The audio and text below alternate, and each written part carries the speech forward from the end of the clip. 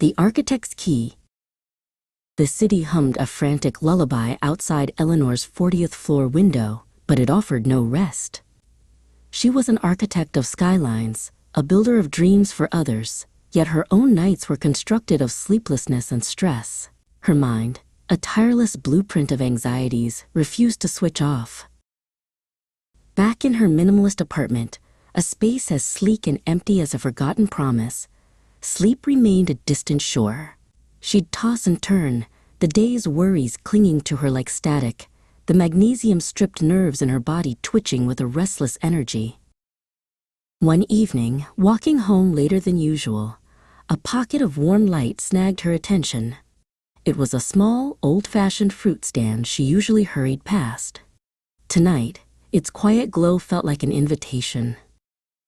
Behind the pyramids of apples and oranges stood an old man with eyes that held the patience of a gardener.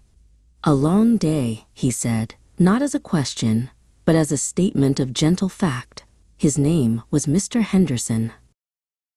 Eleanor managed a tired nod. He reached for a single, perfectly yellow banana. "The body is a clever machine," he said softly, handing it to her. "Sometimes it just needs the right fuel to find its peace. Try this before bed." At home, the banana sat on her marble countertop, a simple, absurd curve against the stark lines of her kitchen.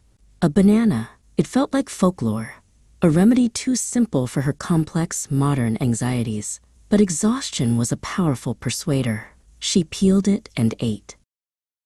An hour later, something shifted. The frantic buzz in her mind began to quieten, the knots of tension in her shoulders and neck loosening their grip as if by a secret signal. It was the magnesium, a quiet messenger telling her nerves it was safe to rest. That night, for the first time in what felt like a lifetime, Eleanor didn't just fall asleep. She descended into it. It was a deep, restorative slumber where her body and mind finally surrendered. A gentle wave of serotonin had washed the shore of her consciousness clean.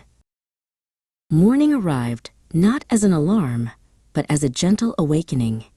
The city outside was still humming, but today, Eleanor felt she could finally hear its melody.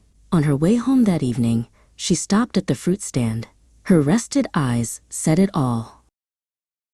The banana before bed became her ritual.